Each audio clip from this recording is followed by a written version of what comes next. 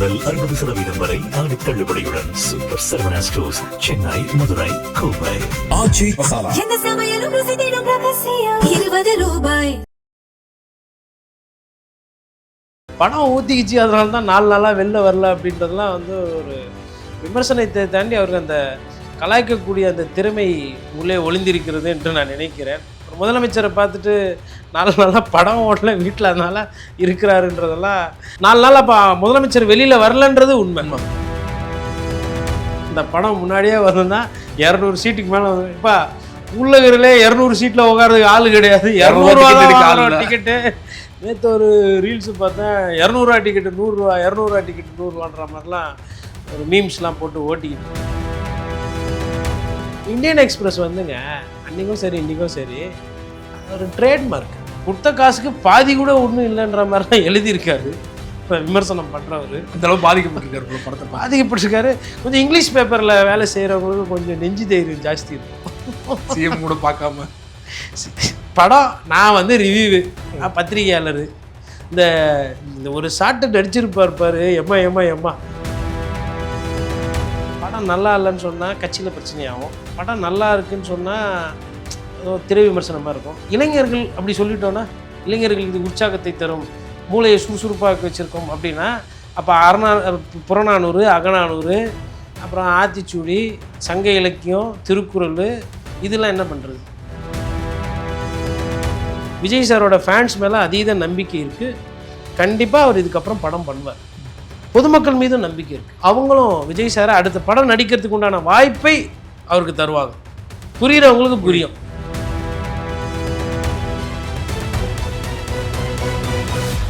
அரசியல் களம் நேயர்களுக்கு வணக்கம். இன்றைக்கு நம்ம நேர்காணலுக்காக மூத்த பத்திரிகையாளர் கோட்டீஸ்வரன் அவர்கள் மூடு இருந்திருக்காங்க. சார் வணக்கம். வணக்கம் நேயர்களுக்கு அன்பு வணக்கம். முதல்வர் விஜய் அவருடைய கடைசி திரைப்படம் ஜனநாயகன் கடந்த வியாழக்கிழமை வெளியானது. கிட்டத்தட்ட 4 நாட்கள் ஆயிடுச்சு.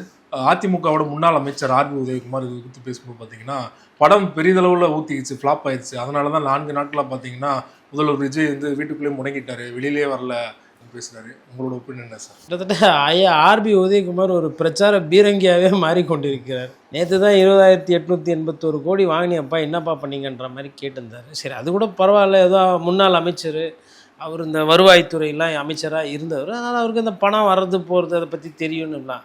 பட் படம் ஊற்றிக்கிச்சு அப்படின்னு சொல்லிட்டு ஒரு திரைப்பட விமர்சகர் போல் அவர் மாட்டி விட்டார். இப்போ அநேகமாக நேற்று ப்ளூ சட்டை எதனா போட்டு பேசினாரா இல்லை நார்மலாக தான்? நார்மலாக. படம் வேற கிடையாது, எம்எல்ஏ வேற கிடையாது.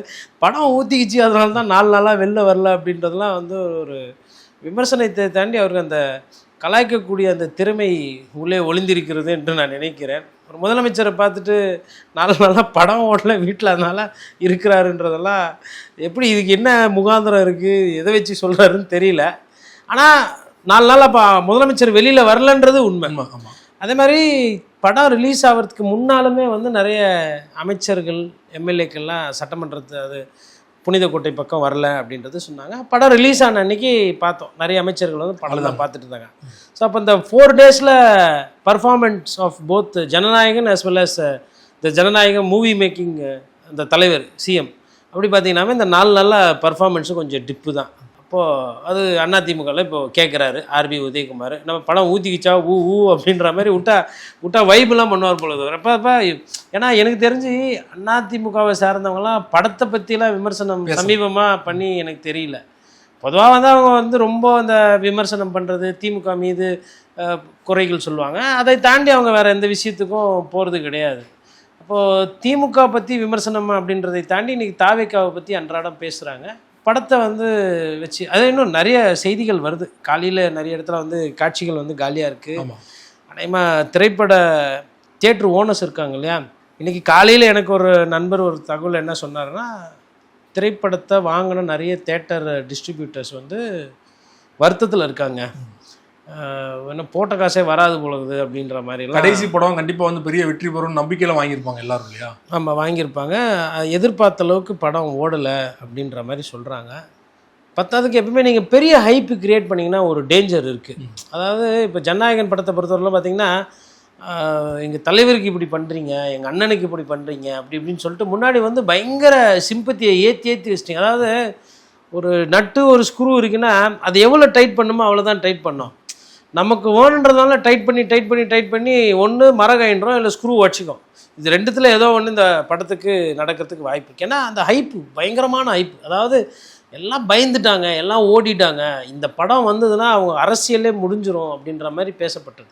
எனக்கு தெரிஞ்சு அது மிகப்பெரிய பிழை. அந்த படத்தை அன்றைக்கே ரிலீஸ் பண்ணியிருந்தால் இந்த ரிசல்ட் அன்றைக்கே தெரிஞ்சிருக்கும். இப்போது ஒரு ஆக்சுவலாக இப்போ கூட்டி கழிச்சு பார்க்கும்போது இந்த 250 கோடி வச்சு படம் எடுத்ததுக்கு படத்துக்கு படமும் ஆச்சு, விளம்பரத்துக்கு விளம்பரமும் கிடச்சி, அரசியலுக்கும் தீனி போட்டுச்சு இந்த படம். ஆனால் அந்த படத்தோட ரிசல்ட்டு பார்த்தா படம் ஓடலை. இப்போ ஐயா ஆர்பி உதயகுமார் சொல்கிற கருத்தை வைத்து பார்க்கும்போது ஆப்ரேஷன் சக்ஸஸ், பேஷண்ட்டு டெட்டு. ஜனநாயகம் படம் ஊதிக்கிச்சு, அதான் அவர் சொல்கிறத வச்சு சொல்கிறேன், படம் ஊற்றிக்கிச்சு. ஆனால் ஜனநாயகத்தினால விஜய் சாருக்கு ஆதாயம் கிடைத்து விட்டது. Operation success. பேஷண்ட் இறந்துட்டா என்ன பண்ணுங்க, எல்லாம் போய் கர்ச்சி வச்சு அழுவாங்கல்ல, அதுவும் நடக்குது. எல்லாரும் போய்ட்டு இப்படி இப்போ இந்த ரேஸ் குதிரை வச்சுருக்கவங்கலாம் பார்த்திங்கன்னா அவங்களுக்கு வந்து ரொம்ப பிரியப்பட்ட குதிரை இருக்கும். இப்போது எங்களோட பழைய ஓனர் ஐயா வெங்கட்ராம் ரெட்டி எனக்கு ரொம்ப பிடித்த, நான் வேலை பார்த்த என்ன சொல்கிறது ஓனர்ஸ் கிட்ட, இப்போ ஃபவுண்டர்ஸ் கிட்ட அவர் ரொம்ப பிடிச்ச விஷயம் என்னென்னா இந்த தைரியம் ஜாஸ்தி இருக்கும். அவர் அந்த ரேஸ் கோர்ஸ் அந்த இந்த மாதிரி விஷயம் குதிரைகள்லாம் ஈடுபடும். அவர் வந்து ஒரு ஒன்றுன்னு ஒரு குதிரை வச்சுருந்தார். அந்த குதிரை மேலெல்லாம் அவருக்கு ஒரு மிகப்பெரிய பற்று.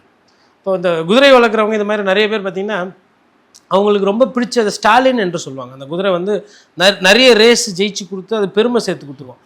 எல்லா குதிரைக்கும் ஒரு வயசுக்கு அப்புறம் இறப்பு என்பது சகஜம் தானே. இந்த மாதிரி பெரும் முதலாளிகள்லாம் பார்த்தீங்கன்னா அவங்களுக்கு பிடித்த குதிரை செத்து போச்சுன்னா இது மாதிரி தான் உட்காந்து கட்சிகள்லாம் வச்சு அழுதுட்டு இருப்பாங்க. அப்போது குதிரை வளர்க்குறதோ குதிரை ரேஸில் போகிறதோ குதிரை வேகத்துலேயோ குதிரை பேரத்துலேயோ பிரச்சனை கிடையாது. ஆனால் பிடிச்ச குதிரை இறந்து போச்சுன்னா அழுவ வரதானே செய்யும். அந்த மாதிரி ஜனநாயகன் வந்து அந்த மாதிரி ஒரு பிடிச்ச குதிரை.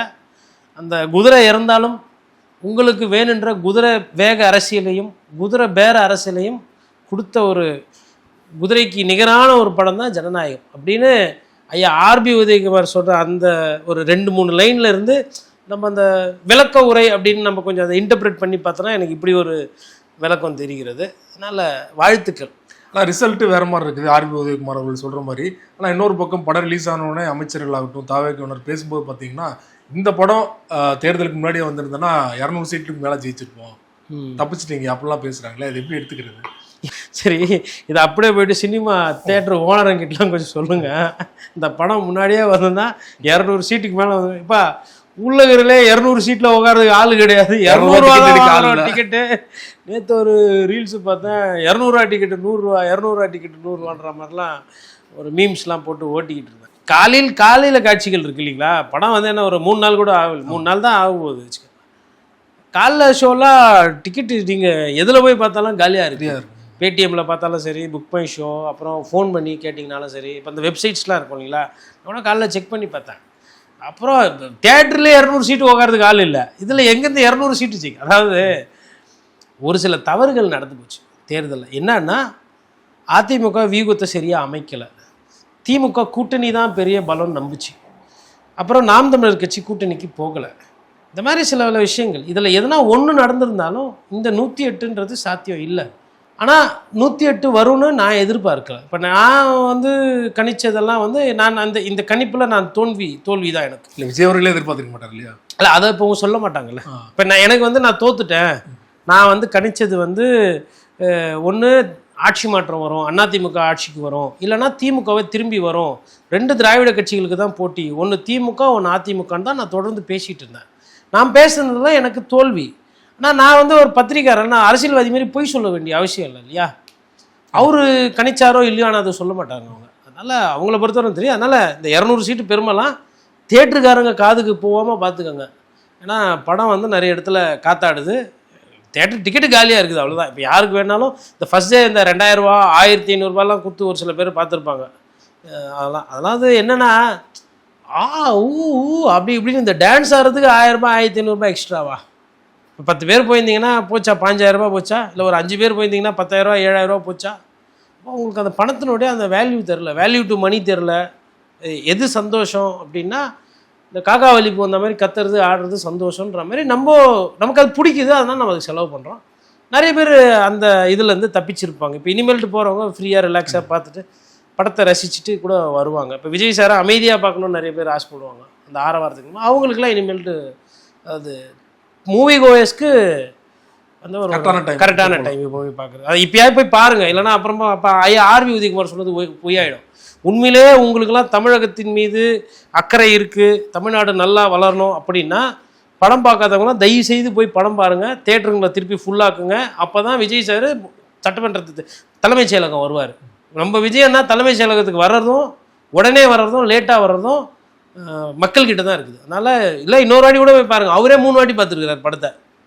இப்போ ஒரு படத்தை வந்து இப்போ 3 வாட்டி பார்க்குற அளவுக்கு அவ்வளோ செய்தி இருக்குன்னு அவர் நம்புகிறார். அதனால் நீங்களும் நம்பி பொதுமக்கள் எல்லாரும் போய் பார்த்தீங்கன்னா படம் வெற்றி ஆயிடுச்சு அப்படின்னா உடனே தலைமைச் செயலகம் வந்துடும். குறிப்பாக இன்றைய காலையில் இந்தியன் எக்ஸ்பிரஸில் ஒரு விமர்சன கட்டுரை வந்திருந்தது இந்த படம் தொடர்பாக. வில்லு, அதுக்கப்புறம் சுறா, அதுதான் இருக்கிறதுலே ரொம்ப அவர் நடித்ததுலேயே அதிகமான ட்ராலான படம். அந்த படத்தோட ஒப்பிட்டு வந்து விமர்சன கட்டுரை எழுதியிருக்காங்க. இல்லை, எனக்கு சுறா ரொம்ப பிடிக்கும். ஏன்னா அது இப்படி தண்ணிக்குள்ளது இப்படி வருவார் அந்த படத்தில். சுறாலாம் வந்து அந்த அதாவது ஒரு நல்ல ஒரு எனக்கு எனக்கு மீன்கள் மீது எப்பயுமே எனக்கு ஒரு பிரியம் ஜாஸ்தி. அந்த மீன் பேரில் நம்ம மீன் தொட்டிலாம் கூட வீட்டில் இருக்கும் பார்த்தீங்கன்னா, அதில் இந்த சுறா, திமிங்கலம், டால்ஃபின்னு இதை பற்றி ஆராய்ச்சியாளர்கள் கூட எனக்கு வாய்ப்பு கிடைக்கும் போதெல்லாம் நான் நிறைய நேரம் பேசுவேன், பழகினது உண்டு. அப்படி சொராவே பேரை வச்சு வராங்களே அப்படின்னோடனே நான் என்ன நினச்சேன், ஜாஸ் 1, 2, அதுக்கப்புறமா வந்து லேக் பிளாசிட், அது முதலை வைத்து தண்ணீரை வைத்து ஒரு படம், அந்த படம் அந்த மாதிரி இதில் ஏதோ வந்து ஒரு பெரியதாக இருக்கும். இல்லைனா ஃபைண்டிங் நீமோ, அதுவும் மீன் சம்மந்தமான படம். அதுக்கப்புறமா வந்து இன்னொன்று வந்து ஃப்ரீ வில்லின்னு ஒரு படம். ஃப்ரீ வில்லி என்னென்னா ஒரு கில்லர் வேல் ஷார்க்கு வந்து ஒரு இதில் வளர்ப்பாங்க. அது வந்து அதை ஒரு சின்ன பையன் வந்து அதை எப்படி காப்பாற்றிட்டு போய் திருப்பி கடலில் சேர்க்குறான்ற மாதிரி கதை.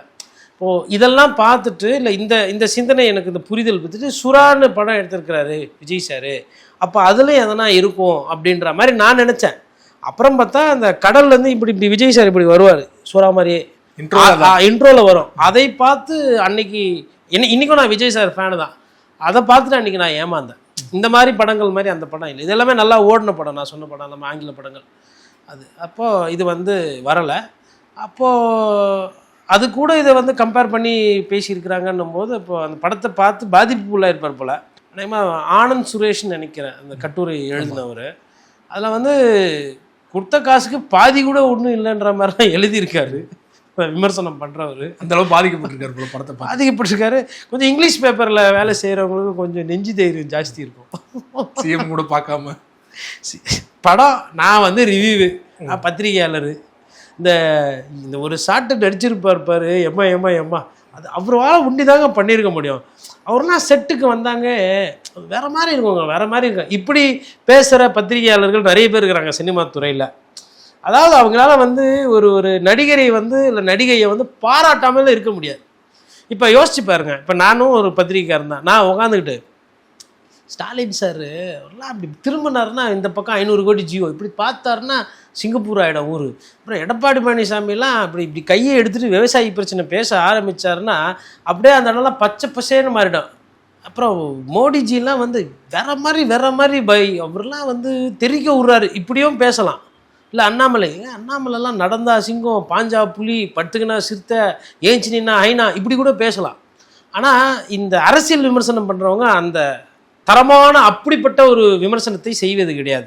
ஆனால் இந்த சினிமா துறையில் இருக்கிற விமர்சனன்ற பேரில் எந்த படம் எடு அப்படியே பாராட்டி தள்ளுறது. பாசு இந்த படம் பார்க்கலன்னா உங்களுக்கு வாழ்க்கையில் வந்து நிம்மதியே கிடைக்காது, அப்படி ஒரு படம் அப்படின்ற மாதிரி.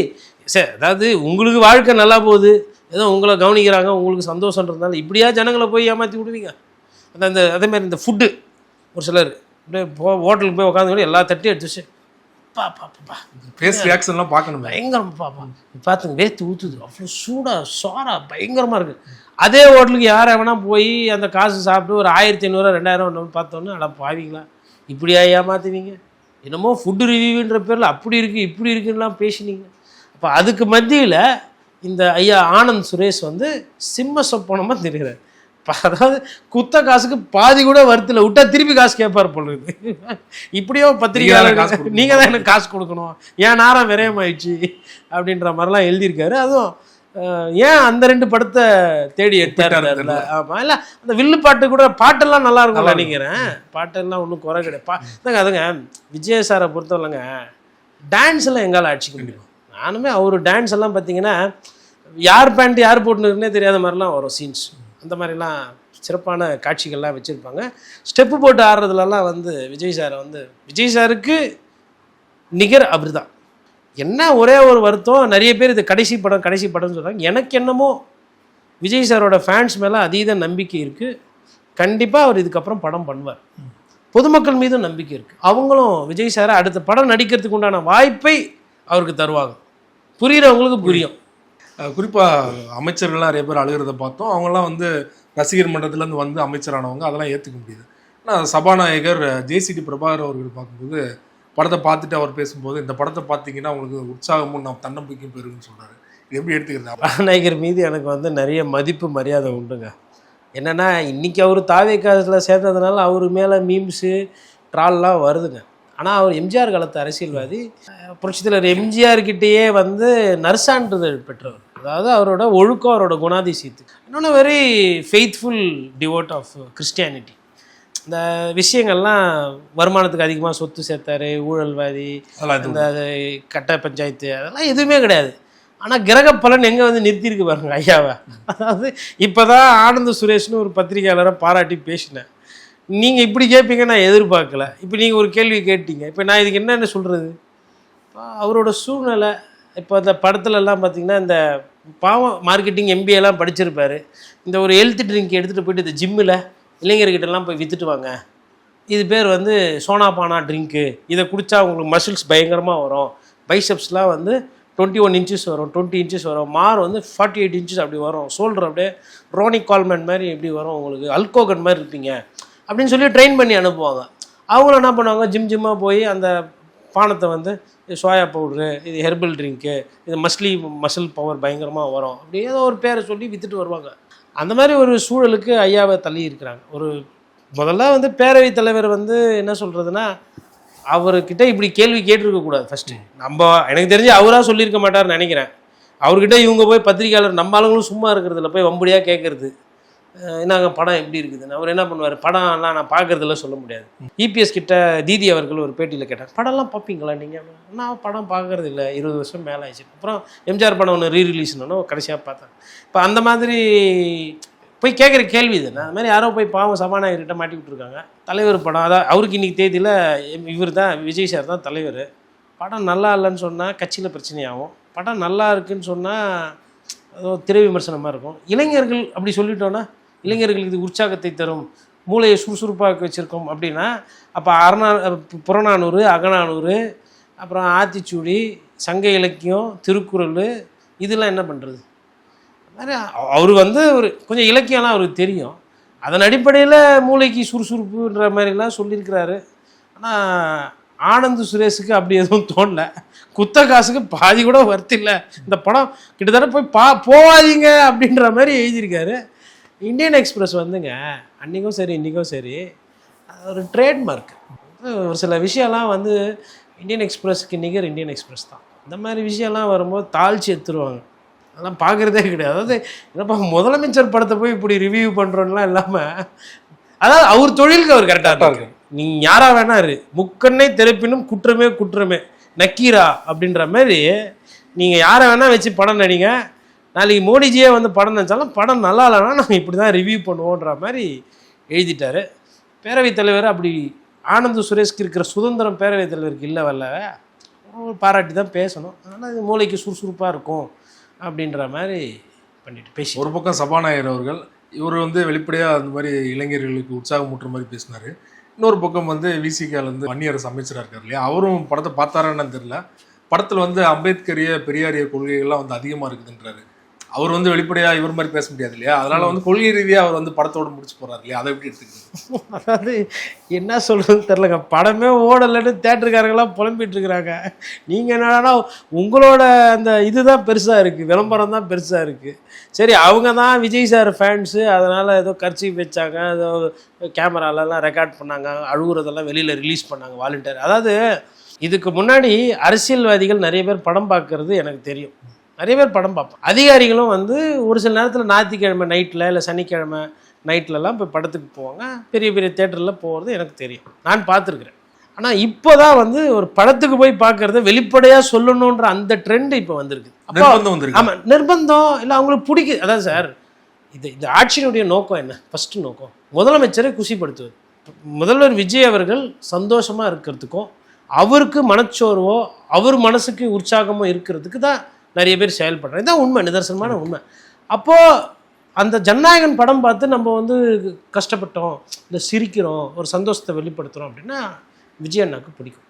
அந்த நோக்கத்தில் எப்பா தாவேகாக்காரங்க தான் இதெல்லாம் பண்ணுமா, நான் கொஞ்சம் பண்ணிக்கிறேன்ப்பா, என்ன அமைச்சராக இருக்கிறேன், எனக்கும் உங்களுக்கு வேணால் கட்சி தலைவரும் அவர், முதலமைச்சரும் அவர், எனக்கு கட்சி தலைவர் திருமணம் படம்லாம் நடிக்க போகிறதில்ல, அவர் வாழ்க்கையே வந்து போராட்டம், அப்படி அதுக்கு நடிப்புன்றதை தாண்டி. ஆனால் இவர் முதலமைச்சர், எனக்கும் முதலமைச்சர்ல, இல்லை என் பங்குக்கு நான் ஒரு 2 பாராட்டிக்கிறேனே அப்படின்னு சொல்லிட்டு அவர் பாராட்டுறாரு. அப்போ இவர் வந்து அவ்வளோவா இவருக்கு இந்த கேமரா வைடு ஸ்கிரிப்ட்லாம் தெரியாது. யார்? வன்னியரசுக்கு. நடிக்கிறத பார்த்துட்டு இவங்களாம் அரசியலுக்கு வரல இல்லையா, இவங்க ஒரு கொள்கை அடிப்படையில் தானே வந்தார், பெரியார் அம்பேத்கர்.